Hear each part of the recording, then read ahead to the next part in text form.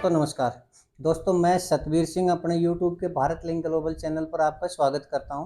दोस्तों आज हमारे साथ हैं वो रेवाड़ी क्षेत्र ही नहीं पूरे हरियाणा के बहुत बड़े समाज सेवी हैं।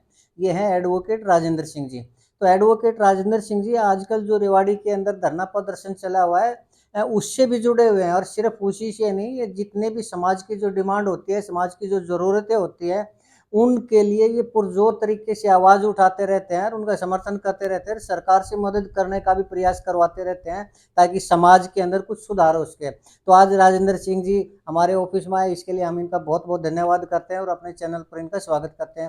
राजेंद्र जी आपका हमारे चैनल पर बहुत बहुत स्वागत है सर। धन्यवाद जी, आप भारत लिंक ग्लोबल का बहुत बहुत धन्यवाद जी।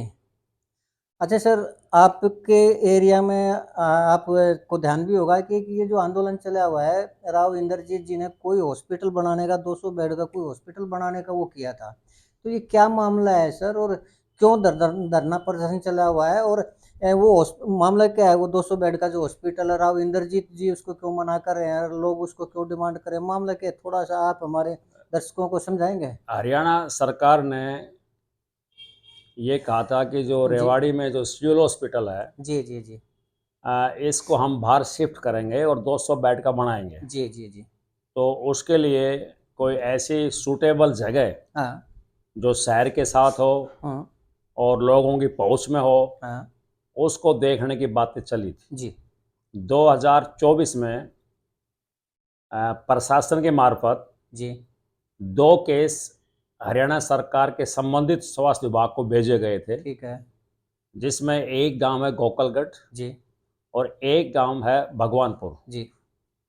तो गोकलगढ़ का जो केस था हुँ, उसमें ये फाइंडिंग आई कि हुँ, ये सूटेबल जगह नहीं है। हुँ, हुँ, उसके 2 मुख्य कारण, हुँ, नंबर 1 5 एकड़ ज़मीन है हुँ, जो कम है, आने हुँ, वाले दिनों में ज़मीन की ज़्यादा ज़रूरत पड़ेगी। ठीक है। और नंबर 2 बात हुँ, कि यहाँ दोनों तरफ रेलवे लाइन है, हुँ, हुँ, इसलिए इसको कंसिडर नहीं किया जाएगा। ठीक है। फिर उसके बाद हुँ, जिला प्रशासन ने हुँ, काफ़ी मेहनत करके हुँ, और आसपास देख करके तमाम हुँ, भगवानपुर ग्राम पंचायत से अप्रोच किया हुँ, और भगवानपुर ग्राम पंचायत ने हुँ, इसके लिए यस कर लिया हुँ, और उन्होंने अपनी 7 एकड़, हुँ, 7 कनाल और 9 मरला ज़मीन, हाँ, हाँ, यानी कि अराउंड बाई 8 एकड़ ज़मीन हाँ, हाँ। 1 रुपया प्रति एकड़ के हिसाब से सरकार को देने का प्रस्ताव पास कर दिया। ₹1 प्रति एकड़ के हिसाब से। यस, हाँ, 1 रुपया प्रति एकड़ के हिसाब से ठीक है। सरकार को देने का प्रस्ताव पास कर दिया। हाँ, हाँ।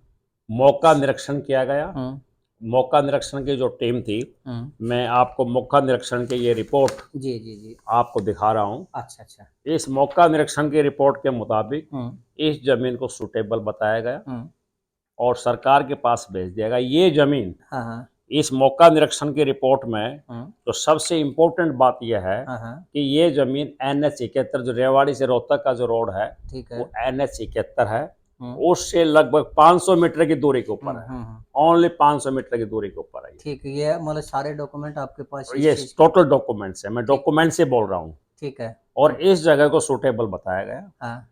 ये लेकिन केस भेज दिया गया। लेकिन सर एक सवाल बीच में, हम्म। वहाँ तो ज़मीन मैंने सुना है कि करोड़ों रुपए की, फिर ₹1 प्रति उसके हिसाब से, एकड़ के हिसाब से, ये बात समझ में हॉस्पिटल नहीं तो आई। एक समाज सेवा है, ठीक है। ग्राम पंचायत का उदार दिल है, हाँ। परोपकारी है, हुँ, उन्होंने बड़ा दिल दिखाया ठीक है। और वो दे दिया। अच्छा, हॉस्पिटल के लिए। Yes yes. जी, जी, जब जी। ये जब ये भेज दिया गया हाँ, हाँ। तो राव इंद्रजीत से लोग मिले। हाँ। वो एरिया राव साहब का है, लोग जानते हैं। हुँ, रामगढ़ भगवानपुर खुद भी राव साहब के ही साथ रहा है, हुँ, लंबे अरसे तक रहा हुँ, है। हुँ, तो उन्होंने उनको राव साहब ने कहा, हुँ, वहाँ के जो अनिल सरपंच प्रतिनिधि है, हुँ, उनकी माँ सरपंच है, ठीक है। उनकी टेलीफोन से बात हुई, हाँ, कन्वर्सेशन हुई, हाँ, हाँ।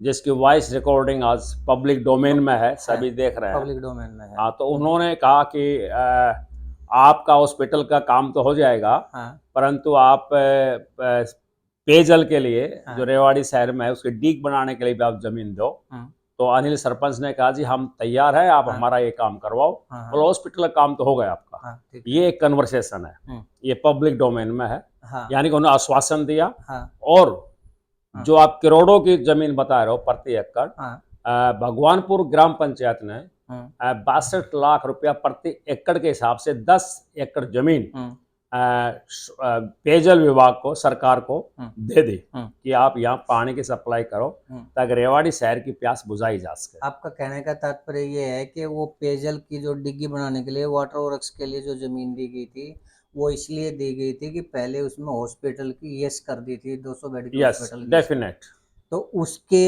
एवज में वो जमीन दी गई, ये कहना चाह रहे हैं। उसने कहा कि आप ये बनवाओ, हम जमीन दे देंगे। हाँ। और जो अनिल सरपंच है वो काफी उदार दिल के आदमी है। भगवानपुर गांव भी एक सेवा के भाव से संचालित है, गांव की सभा हुई, उन्होंने हाँ भर ली। लेकिन सर एक क्वेश्चन बीच में, आपने कहा 2024 में, लेकिन ये रिकॉर्डिंग है, ये तो शायद अभी लेटेस्ट की है ना। ये प्रोसेस तो फिर क्या हुआ कि भगवानपुर की जो जमीन थी, भगवानपुर का जो केस था, वो ऑब्जेक्शन लग करके और डीसी साहब के पास आ गया। उसमें कोई मैटेरियल मौलिक कोई ऑब्जेक्शन नहीं था, छोटे मोटे ऑब्जेक्शन थे कि सजरा विस्तारित नहीं दिया गया, उस किला नंबर का डिटेल नहीं लिखा गया, वो ठीक कर दिया गया। और फिर इसी पीरियड के दौरान एक लेटर मैं आपको दिखा रहा हूँ, ये लेटर नंबर 2061, ठीक है, ये 12/6/2025 का है। अच्छा, ये हमारी माननीय, थोड़ा आगे करके, ये हमारी माननीय जी स्वास्थ्य मंत्री आरती राव जी ने आदेश दिया बीडीपीओ को, प्रशासनिक अधिकारियों को, कि शहबाजपुर खालसा की 5 एकड़ भूमि स्वास्थ्य विभाग को दिए जाने बारे निर्देश प्राप्त हुए श्रीमती आरती राव से, स्वास्थ्य मंत्री हरियाणा सरकार से, ग्राम सभा की मीटिंग बुलाई जाए। और 18/6/2025 को ग्राम सभा की मीटिंग सुनिश्चित कर दी गई। बीडीपीओ ने चिट्ठी लिख दी सरपंच को, और ये बात आई जब लोगों के संज्ञान में ये मामला आया कि भगवानपुर गांव ने पेयजल के लिए 10 एकड़ जमीन दे दी इस कंडीशन पे, और हॉस्पिटल बनने की बात भी सिरे चढ़ रही थी, और ये मौका निरीक्षण रिपोर्ट भी सही थी, ठीक है। तो ये शहबाजपुर खालसा बीच में कैसे आया? तो वो लोग गए राव साहब से मिलने के लिए, ठीक है। राव साहब को अपना समझते थे, और हमारे सांसद भी हैं और मंत्री भी हैं, पहले नए नहीं है, पुराने हैं, ठीक है। तो राव साहब ने उन लोगों से मिलने से इनकार कर दिया। वजह उन्होंने बाद में कहा कि मुझे मीटिंग में जाना था। वजह चाहे जो भी हो, मिले मीटिंग में जाना था तो फिर मिल सकते थे लोग, जब इतना एक परोपकारी दिल लेकर के और जमीन दे रहे हैं, हॉस्पिटल के लिए भी दे रहे हैं, 1 रुपया में दे रहे हैं, और सबसे सुटेबल जगह है, मौका निरीक्षण रिपोर्ट आ ली है, तो 2 मिनट मिल सकते थे। वो मिले नहीं, लोगों को ग्राउज हुआ, लोगों ने नारेबाजी की। स्वाभाविक है, हमारा जनप्रतिनिधि अगर लोगों की उम्मीद से खरा नहीं उतरेगा तो ये राइट है कि आप उसका विरोध कर सकते हैं, लोकतांत्रिक तरीके से, शांतिपूर्ण तरीके से। राव इंद्रजीत जी ने ऐसा क्यों किया?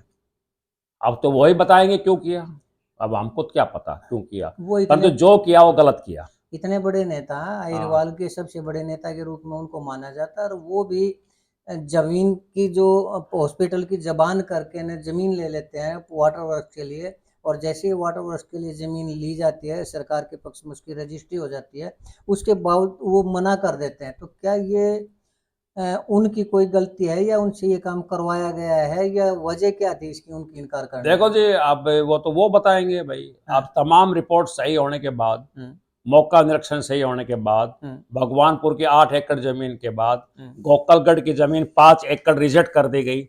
ये लेटर आप देखेंगे। कौन सा लेटर? ये 5 एकड़ जमीन गोकलगढ़ की रिजेक्ट कर दी गई कि क्योंकि जमीन 5 एकड़ है। फिर हमारी स्वास्थ्य मंत्री महोदया ये 5 एकड़ जमीन देने के लिए प्रशासनिक अधिकारियों को आदेश दे रही है कि आप ग्राम सभा का प्रस्ताव पास करो हॉस्पिटल बनाने के लिए, शहबाजपुर खालसा का। तो ये तो अपने आप दिखाया जा रहा है कि भगवानपुर के प्रति कहीं न कहीं वो बायस्ड हो गए। बायस्ड क्यों हो गए?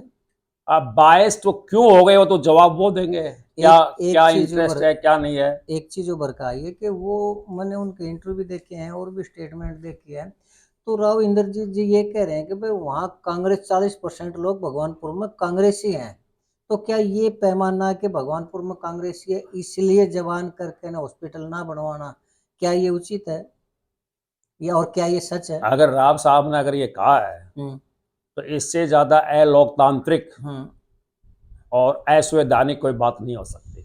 अगर वो ये कह करके भगवानपुर में नहीं बना रहे हैं कि वहाँ 40% कांग्रेसी हैं, ये बात उभर तो के आई है, पब्लिक के बीच से भी उभर तो के आई ये है। तो इससे ज्यादा अलोकतांत्रिक जो शपथ लेकर आते हैं एमपी बनने के बाद, मैं भेदभाव नहीं करूंगा, मैं सबके साथ समानता रखूंगा।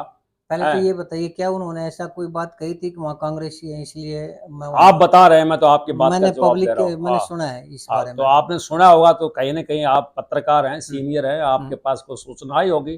अगर उन्होंने ऐसा कहा है तो ये एब्सोल्युटली अनडेमोक्रेटिक है। अब भविष्य क्या होगा इस आंदोलन का, या फिर आपको कैसे लगता है कि राव इंद्रजीत जी मान जाएंगे, या फिर आपका ये जो धरना प्रदर्शन है ये सक्सेस हो जाएगा, और कितने लोग आपके समर्थन में हैं? देखो बात सुनो, मैं एम्स संघर्ष समिति का प्रवक्ता हूँ। वहाँ सरकार की मंशा नहीं थी। एम्स संघर्ष समिति मनेठी ने 5 साल तक लगातार संघर्ष किया। मनेठी 5 साल तक। मनेठी के बारे में एक चीज आई है कि राव इंद्रजीत जी, ये तो मैंने इंटरव्यू देखा है कि मनेठी के लोगों ने विश्वासघात किया, और वो जमीन फॉरेस्ट डिपार्टमेंट की थी, और फॉरेस्ट डिपार्टमेंट की जमीन के ऊपर हॉस्पिटल बन नहीं सकता, एम्स बन नहीं सकता। विश्वासघात कैसे किया? तो फॉरेस्ट डिपार्टमेंट की जमीन को पंचायती जमीन बताकर दे ना, दिया गया। वो फॉरेस्ट की जमीन थी, इसकी ज्यादा जानकारी सरकार को है या एक ग्रामीण आदमी को है? तो वो कौन सी वो थी? नहीं, वो जानकारी किसको ज्यादा है? जब ये कुरुक्षेत्र की रैली से आदरणीय प्रधानमंत्री ने जब घोषणा की और यहाँ के आंदोलन को साधुवाद बताया, और फिर ये राव इंद्रजीत ने दिल्ली से लेकर के मनेठी तक राव आया, एम्स लाया, कि बहुत भारी होर्डिंग लगाए थे और लोगों ने उनको पगड़ी बांध दी थी। ठीक है। वो उनकी जानकारी में तमाम चीजें थी। अगर वो 200 एकड़ जमीन अगर हम मान भी ले ट्रक के लिए, वो जंगलात की थी, वो फॉरेस्ट डिपार्टमेंट की थी, तो राव साहब की जानकारी में चीज क्यों नहीं थी? और जब वो वहां आए, लोगों ने सम्मान दिया। लोगों को जानकारी ज्यादा होनी चाहिए या सरकार की और सरकार के अधिकारियों को ज्यादा जानकारी होनी चाहिए? सरकार को ज्यादा जानकारी होनी चाहिए। स्वाभाविक बात है। लोगों ने 200 एकड़ मांगी, वो दे दिया। अब रिकॉर्ड में वो कहाँ क्या है, उसका एक आदमी कैसे जाने, गांव कैसे जानेगा? समाज के हिसाब से, गांव वाले लोगों के हिसाब से ये आंदोलन जायज है या ना जायज है? कौन सा आंदोलन? भगवानपुर वाला और मनेठी वाला आंदोलन मांग क्या है? मांग हॉस्पिटल की है। रेवाड़ी की फिरनी के ऊपर हॉस्पिटल बनने जा रहा है भगवानपुर के अंदर। ठीक है। लोगों ने 1 रुपया प्रति एकड़ अपनी जमीन दे दी, बड़ा दिल दिखा करके। ठीक है। ये आंदोलन सबसे जायज आंदोलन है। तो फिर आपके हलके के जो विधायक हैं वो क्यों नहीं समर्थन कर रहे आपके आंदोलन का? अब विधायक समर्थन नहीं कर रहे हैं तो विधायक बताएगा इस बात को।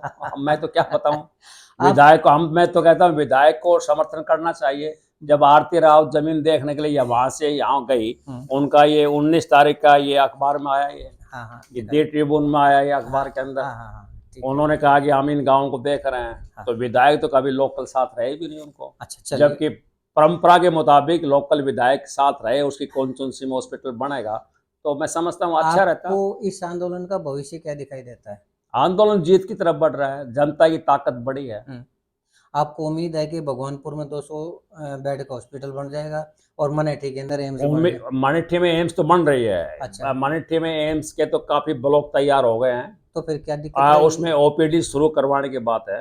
तो फिर अब ये 22 एम्स बने। प्रधानमंत्री स्वास्थ्य सुरक्षा योजना जो कांग्रेस लेकर आई थी, उसमें हर स्टेट में एक एम्स बनना था। तो फिर मनेठी में आंदोलन क्यों? नहीं, हाँ, मनेठी में आंदोलन, पहले तो आंदोलन था कि यहाँ बनाओ। ठीक है। अब बनना शुरू हो गया। अब आंदोलन यह है कि जो 22 एम्स जो देश में बन रही हैं, उन 22 एम्स में से 11 एम्स अंडर कंस्ट्रक्शन है। ठीक है। जिनका निर्माण कंप्लीट नहीं हुआ है। परंतु वहां अंडर कंस्ट्रक्शन होते हुए भी ओपीडी और एमबीबीएस की क्लासेस शुरू कर दी है।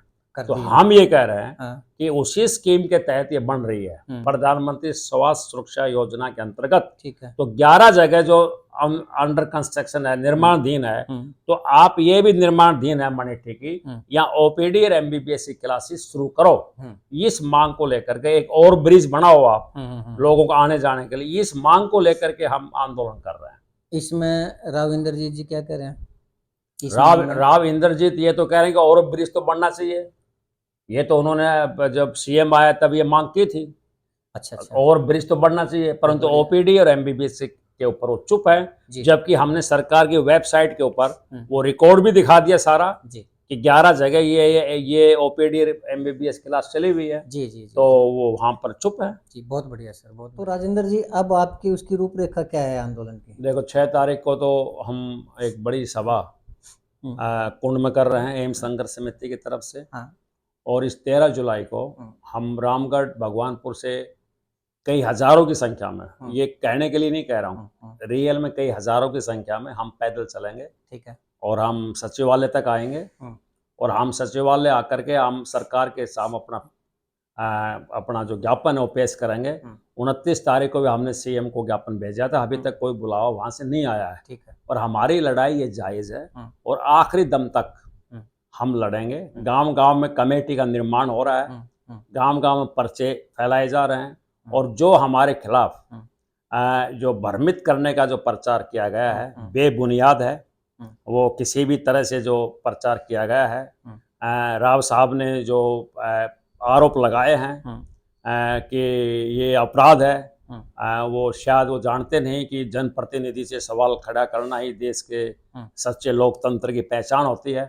और आवाज़ खड़ा करना ही इस देश को बचाने के लिए, लोकतंत्र के लिए एक ऑक्सीजन है। 13 तारीख को ऐतिहासिक पैदल मार्च होगा। बहुत बढ़िया सर, बहुत अच्छी बात। तो दोस्तों, ये थे राजेंद्र सिंह जी, एडवोकेट हैं और उस एरिया के बहुत जाने माने समाज सेवी इंसान हैं और विभिन्न संगठनों से जुड़े हुए हैं। समाज के जितने भी संगठन उनसे जुड़े हुए हैं और समाज की आवाज़ उठाते रहते हैं। तो दोस्तों, मैं भी अपने चैनल के माध्यम से सरकार से ये प्रार्थना करना चाहूँगा। सबसे पहले तो ये बताना चाहूँगा कि डेमोक्रेसी की परिभाषा जो लिखी हुई है वो ये लिखी है कि of the people, for the people, by the people. अगर यही डेमोक्रेसी और सरकार का मेन यही मोटो है, तो ये जो आंदोलन है वो भी लोगों का है और वो जो मांग रहे हैं, डिमांड कर रहे हैं, वो भी लोगों के लिए मांग रहे हैं, अपनी व्यक्तिगत डिमांड किसी की भी नहीं है। तो ये सरकार को चाहिए कि उस डिमांड को पूरी करें, लोगों की मांग को देखें और जो भगवानपुर के अंदर जो 200 बेड का हॉस्पिटल है वो बनाएं और जो मनेठी की जो डिमांड है उसको पूरी करें। तो राजेंद्र जी ने हमारे लिए टाइम दिया, इसके लिए मैं इनका भी बहुत बहुत शुक्रिया अदा करना चाहूँगा और आपका भी बहुत बहुत शुक्रिया अदा करना चाहूँगा कि आपने हमारे इस चैनल को देखा। इसके साथ ही आखिरी सवाल, क्या कुछ और पूछना चाहेंगे या कुछ कहना चाहेंगे? मैं एक बात से मुझे खुशी है जी कि डेमोक्रेसी में जो मीडिया है वो चौथा स्तंभ होता है। जी। और आप अपने चौथे स्तंभ की जी भूमिका को आप बड़े बेखूबी निभा रहे हैं। जी, ये इससे भरोसा है कि समाज में जो आम आदमी हैं, हम जैसे, या जो आम आदमी की हम जो लड़ाई लड़ते हैं सड़कों के ऊपर, उसकी आवाज़ भी कोई बन करके मीडिया के तौर पर आता है। मैं आपके चैनल को मैं सुनता रहता हूँ। आपके निष्पक्षता की मैं तायद करता हूँ। और मैं ये अभी उम्मीद करता हूँ कि आप एक जो बेजुबान लोगों की आप जुबान बन करके अपने इस चैनल के माध्यम से आप आवाज़ उठाते रहेंगे। आपने बुलाया मुझे, आपका बहुत बहुत धन्यवाद। जी। तो दोस्तों, अभी आपने राजेंद्र जी को सुना और आपने हमारा ये विश्लेषण देखा, ये लोगों की डिमांड देखी, तो आपने हमारा ये वीडियो देखा, इसके लिए आपका बहुत बहुत शुक्रिया। और अगर आपको हमारा ये पसंद आया प्रोग्राम, तो हम चाहेंगे कि आप हमारे इस वीडियो को लाइक करें, शेयर करें और कमेंट ज़रूर करें दोस्तों। और मैं एक रिक्वेस्ट ज़रूर करना चाहूँगा कि मेरे इस चैनल को ज़्यादा से ज़्यादा सब्सक्राइब करें, ताकि समाज की जो भी आवाज़ है, जहाँ की भी आवाज़ है, अगर वो जायज़ है तो हम भी उस आंदोलन के साथ जुड़ के उस आवाज़ को उठाएं। क्योंकि फिर मैं कह रहा हूँ कि ये जो डेमोक्रेसी है या ये देश की सरकार है, ये of the people, for the people, by the people है। तो लोगों की आवाज़ तो सुनी जानी चाहिए और उनके ऊपर कार्य होना चाहिए, सरकार को करना चाहिए। क्यों? क्योंकि सरकार भी तभी है जब जनता है। जनता ही नहीं होगी, जनता की ज़रूरतें ही पूरी नहीं होंगी, तो उस सरकार का क्या फ़ायदा? ऐसी सरकार को बदल देना चाहिए जो सरकार लोगों की आवाज़ ना सुने, जो लोगों की ज़रूरतों को पूरा ना करे, चाहे वो कोई भी सरकार हो। इसलिए मैं अनुरोध करूँगा चलते चलते कि सरकार इनकी मांगों को पूरा करे। इसके साथ ही एक बार फिर से धन्यवाद, नमस्कार, जय हिंद, जय भारत। धन्यवाद।